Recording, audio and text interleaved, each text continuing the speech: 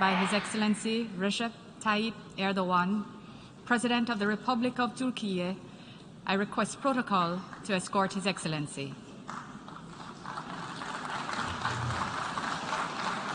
On behalf of the General Assembly, I have the honor to welcome His Excellency Recep Tayyip Erdogan, President of the Republic of Turkey, and to invite him to address the Assembly.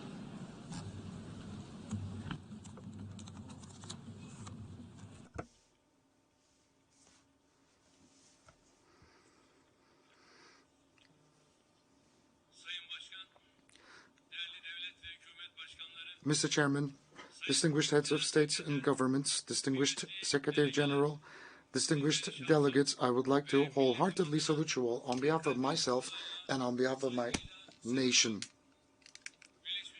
I hope and pray that the 77th General Assembly of the United Nations will yield the most auspicious results for our countries and for the entire human race. I also would like to congratulate Mr. Kasaba Korossi for having assumed the chairmanship of the General Assembly. And the theme of the General Assembly, which is turning point for transformative solutions to intertwined challenges, appears to be very accurate. This is the time when we are holding this meeting at the exact time when we're trying to sort out many challenges on a global scale. One of the biggest lessons we had learned out of the pandemic was to establish international solidarity in the resolution of global threats. As Turkey, during the pandemic, without any discrimination, we have managed to provide humanitarian aid to more than 161 countries and 12 international organizations, and we have provided Turcovac, which is our national and local vaccine, to the service of the entire human race. And last year we had ratified the Paris Agreement in order to showcase how resolved we are to fight climate change. In the year 2053, we are aiming to become a zero-emission country. And we had held the 16th Conference of Parties in Istanbul for the UN Convention for the Protection of Biodiversity, and we have shown how much we were willing to become pioneers in fighting against climate change. Because of the problems created by the pandemic in the supply chain, the global economy was impacted heavily. And with the addition of Russian-Ukrainian crisis, we are experiencing a new wave of shock.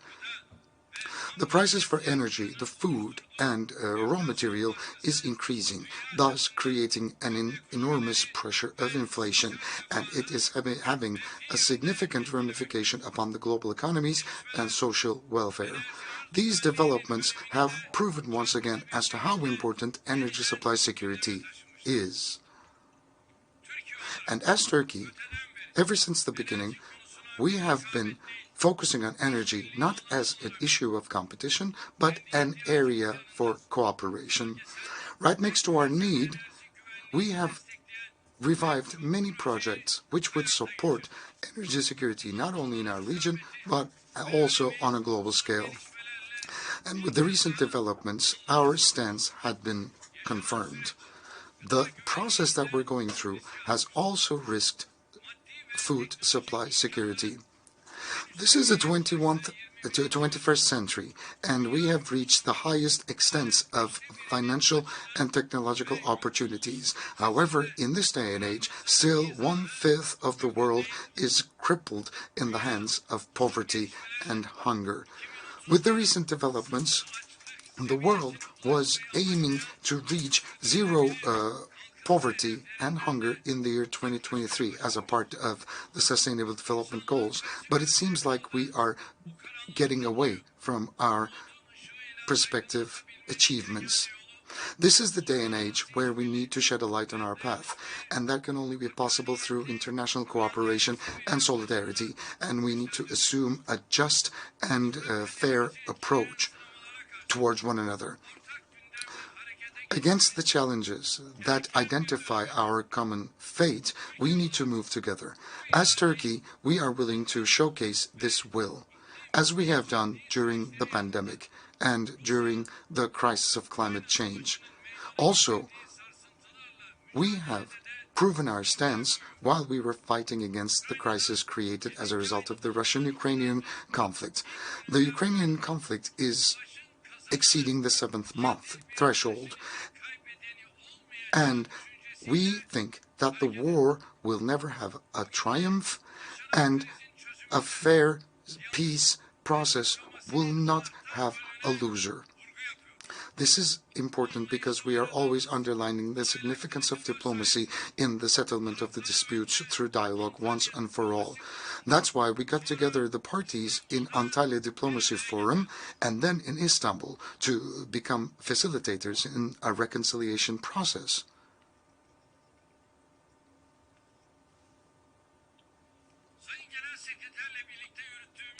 As a result of the heavy efforts that we had invested together with the Secretary General, we've managed to export Ukrainian grain through the Black Sea, finding its way to the rest of the global markets.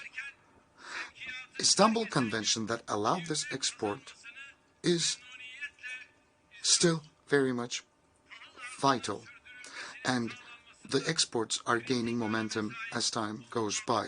This is a critical agreement that was undertaken jointly with the United Nations, and this is one of the greatest accomplishments of the United Nations in the recent decades. And I think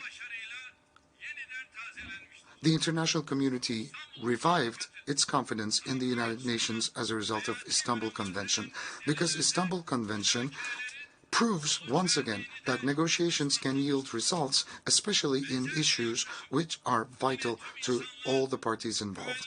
And the similar approach has been assumed by us when it comes to the Zaporizhzhia nuclear power plant that is threatening the security of the entire globe. The conflict is escalating, and we are investing tremendous efforts in order to ensure that the war will be finalized by protecting the territorial integrity and the sovereignty of Ukraine once and for all. And we would like to launch an appeal to all the international organizations and the countries of the world to support peaceful initiatives of Turkey to settle this dispute once and for all. We need a dignified way out of this crisis, and that can only be possible through a diplomatic solution which is rational, which is fair, and which is applicable. And on the other hand, all these disasters affecting millions of people have shown once again that the United Nations will have to be much more effective, much more influential, and that the United Nations has a responsibility to invest more efforts in the solution of the problems on a global scale. The United Nations will have to be much more inclusive and be capable of creating certain solutions for a more fair world.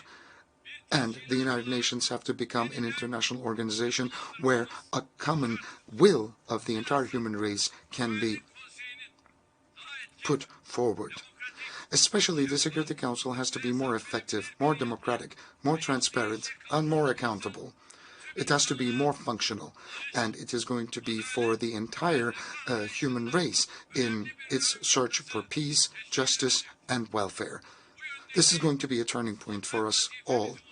And in order to remember our common responsibility, we have been stating the fact that the world is greater than 5, and that a fairer world is still possible. These are the remarks that we've been repeating in every platform, in every chance that we got. We are committed, and we are driven in our fight, and we expect the entire world to support us. And that's what I would like to call out to you once again. Distinguished delegates, our vision, our foreign policy vision had been always peace-oriented. Beginning with our region, in the entire world, we have been working tremendously in order to make sure that peace would prevail.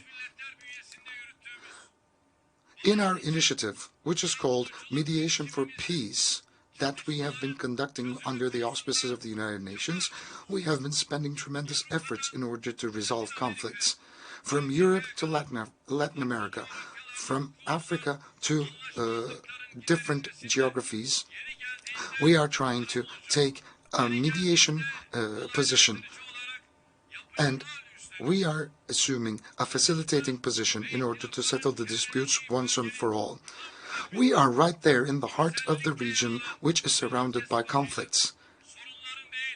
But we are trying to be a part of the solution rather than the problem. And that is only possible through the initiatives that we undertake. And within this framework,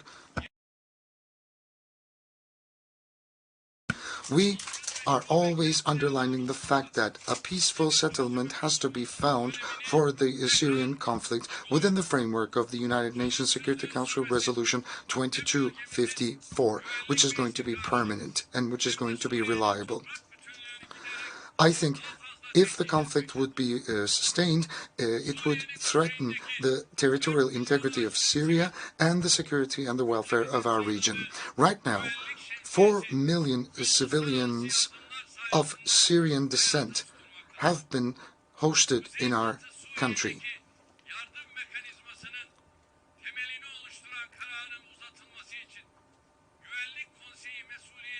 I think the Security Council will have to assume a responsibility in order to extend the decision which is supporting the help mechanism which was established in the northern west of Syria.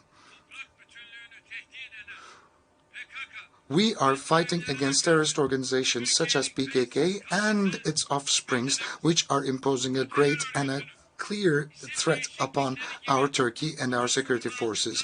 This terrorist organization is changing its name on a continuous basis, and it's trying to legitimize itself.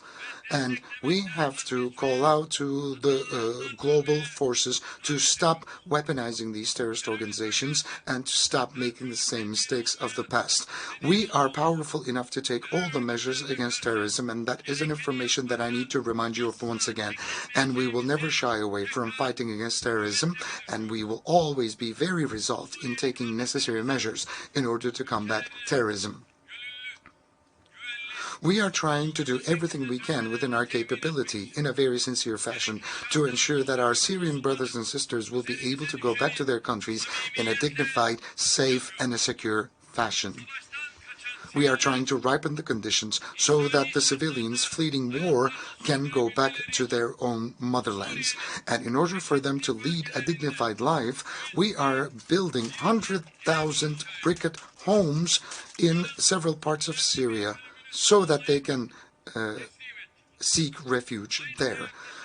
A vast majority of these 100,000 brick homes have already been completed, and they have been handed over to their owners. And we have started our preparations in order to build an additional 200,000 housing units so that 1 million Syrians will be able to go back to their homelands. In secure zones, in safe zones, in a total of 13 different centers, and in rural areas, these projects will be completed, and we need the international support in order for that to be possible. Within this project, we need everybody to show serious and a committed solidarity and commitment. The irregular migration, the refugee crisis, is not to be solved through leaving them to demise, through building walls on the borders, and through collecting them in refugee camps. We can only solve this problem through efforts that put the humans and the human life at the core. When that is the situation, we can clearly see that the Greeks are becoming much more tyrant towards the refugees around the Aegean Sea and the Eastern Mediterranean. As Turkey, we don't want to see the bodies of babies such as Aylan to be washed ashore. But at the same time, Greece is unfortunately pushing back these refugees in an illegal fashion, in a very tyrant fashion, turning the Aegean into a graveyard for refugees. Last week, a 9-month-old a baby called Asım, and a 4-year-old Abdul Wahab have lost their lives because that the Greek Coast Guard forces sank their boats. And I think it's nighttime for Europe and for United Nations and other international organizations to say stop, enough to such crimes, which are crimes against humanity. Another neighbor of us, which is Iraq, we are trying to invest tremendous efforts in order to make sure that peace and prosperity can be established there as well. We want a political reconciliation to be established and a unity to be formed within the framework of an Iraqi identity. For prosperity to be sustainably established in Iraq and to stop terrorist organizations' abuses in Iraq, we have to move together. But, of course, there are terrorist organizations which are abusing the instability in Iraq, and we will never stop fighting against the actions of the terrorist organizations against Turkey deriving from Iraq. As I have said over this platform multiple times, we are going to fight against terrorism without any discrimination. We are going to be able to get triumphant through a committed, a sincere solidarity. Regardless of their names, we are going to fight back terrorism in all forms and in all shapes. And we want our allies, we want our friends to provide us with the solidarity and the commitment that we need. And it's a natural right for us to expect that. The terrorist organizations and tyrant regimes, instead of them, we want you to cooperate with us. We want to forge a solidarity with us in order to contribute to the stability, to the peace, and to the welfare of our entire region and the entire world. And we are ready to work with you. Distinguished delegates, from the point of view of the security of the world, there's something that we need to focus on, which is the Northern Africa and Eastern Mediterranean. And within that framework, it is critical to establish stability and welfare in Libya, not only for the world, but also for the entire region. And as Turkey, we are very supportive of the efforts of the United Nations in that direction. We want to protect the sovereignty of the Libyan people, the unity, the integrity, making sure that they reach the much desired level of prosperity.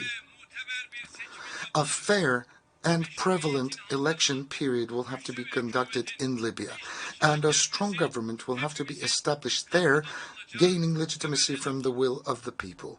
And this is something that we all have to contribute to. For a prevalent peace and prosperity in the Middle Eastern geography, we need to finalize the Israeli-Palestinian conflict once and for all through the establishment of a two-state solution. This is something that we strongly support. We have to preserve the historical and cultural identity of Jerusalem, and we have to respect Harem-i Sharif. And we have to stop the illegal settlements in the occupied regions through establishing a security for the lives and the commodities of the Palestinians.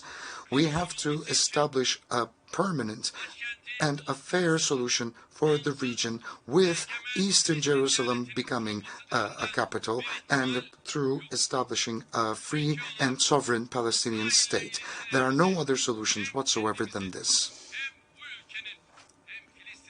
This is going to be for the best interests of the world, for the Palestinian people, for the Israeli people, and for the region. And we are going to contribute our efforts in order for that to be possible.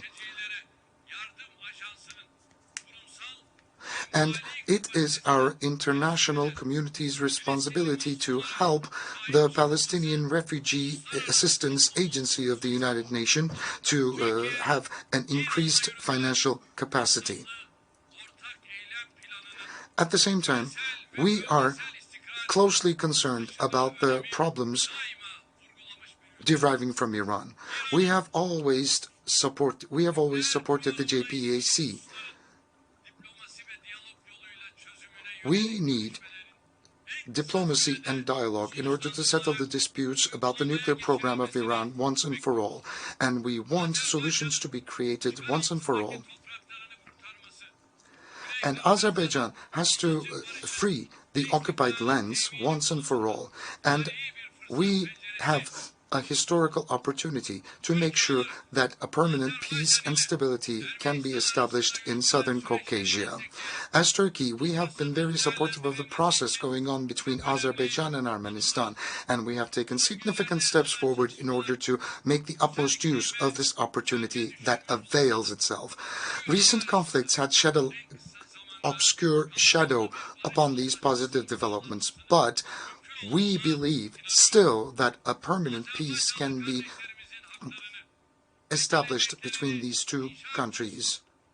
We will always be by the side of our Azerbaijani brothers and sisters so that they can build their homes, build their future in a legitimate and a justified fashion.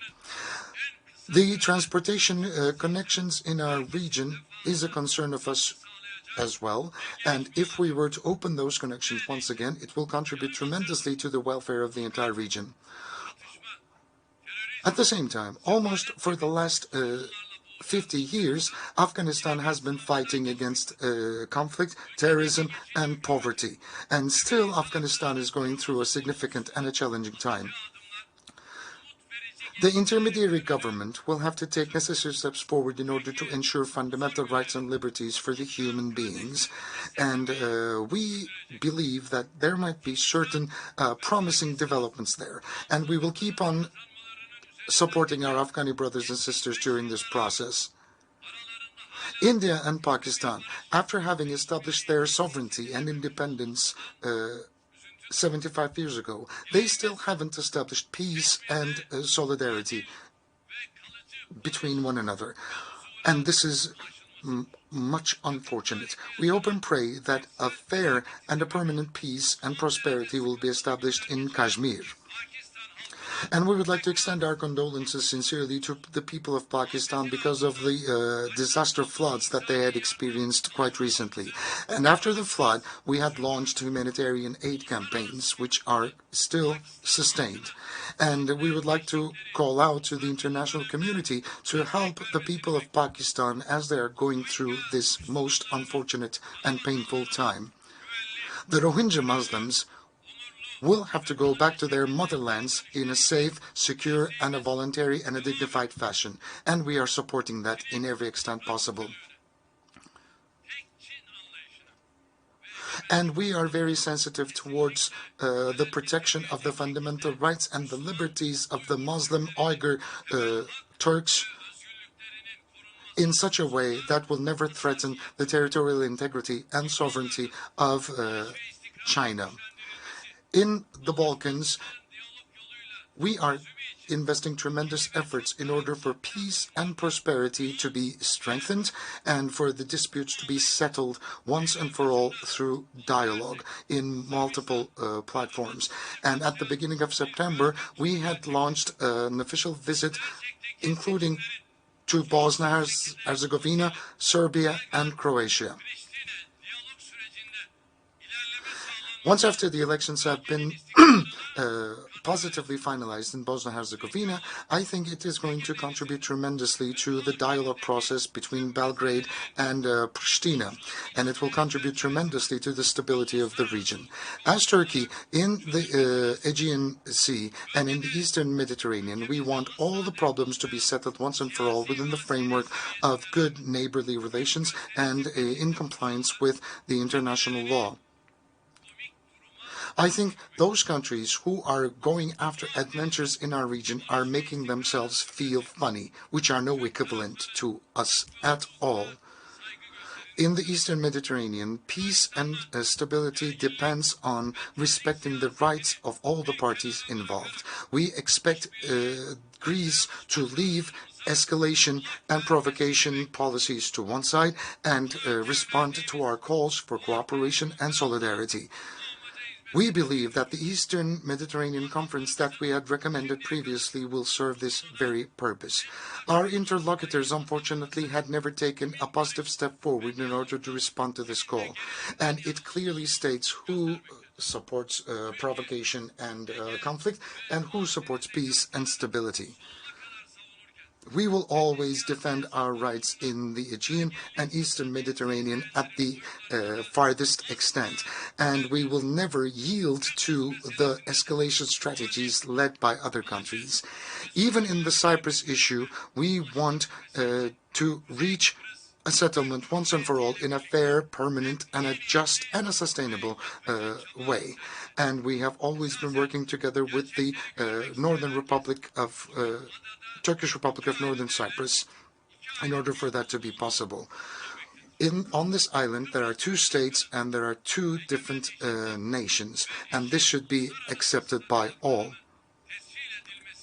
It is the key for a solution of the problems in the island of Cyprus to accept that the Turkish Cypriots have equal and sovereign rights, and that their international statuses to be accepted.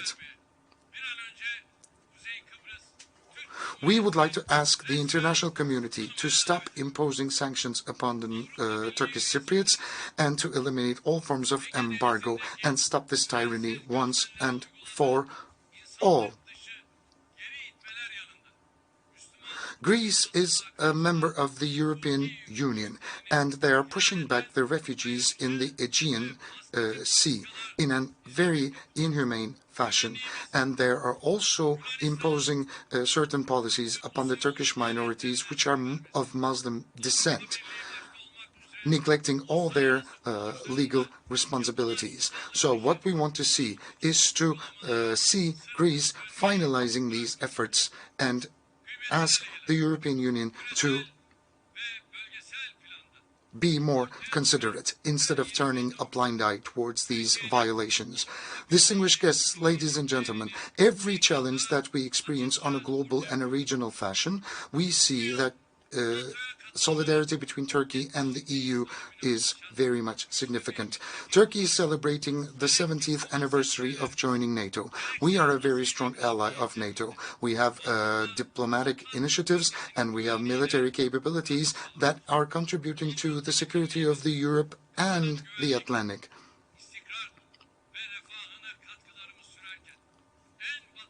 We are trying to provide to the security and stability and the welfare of the European continent in every extent possible, and we are the Asian on the western coast of Europe, and we are leading certain initiatives such as Asia Again in order to become much more proactive. We are trying to establish closer contacts and solidarity with the African countries as a result of the recent global initiatives that we have taken up. Within that framework, between 16th and 18th of December 2021, with the large participation of our African friends, we have managed to hold the third Turkey and Africa Partnership Summit in Istanbul. Turkey is always showcasing its commitment to the African journey for stability, for development, and for welfare as an equal partner. And our cooperation with Latin America is getting stronger based on mutual respect. And we are going to be institutionally investing in our efforts to become much more proactive in Latin America. We are being shaken by several challenges that we encounter, and we believe that the biggest threat we have at hand is the loss of will to coexist together. And that's something that I would like to underline. We are deeply concerned of the skyrocketing levels of xenophobia, of discrimination, of Islamophobia, and of racism. And we had launched an appeal over this platform to call that March 15th will be called a day for Fight Against Islamophobia Day as a result of the attack that took place against the Muslims in New Zealand. And we would like to underline that appeal again. First, within the OIC and within the General Assembly of the United Nations, we have taken certain decisions in order for that day to be declared as a fight against Islamophobia Day. We hope and pray that it will be a possibility. We hope and pray that this day will be declared as a day to fight Islamophobia. As I have previously stated, Islamophobia is equal to anti-Semitism, and it is a crime against humanity.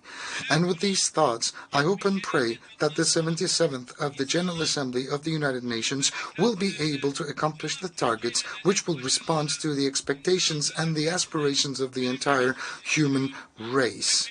I hope and pray that you will stay in health and stay in peace. I would like to salute you all with love and respect on behalf of my personal self and on behalf of my nation. Thank you.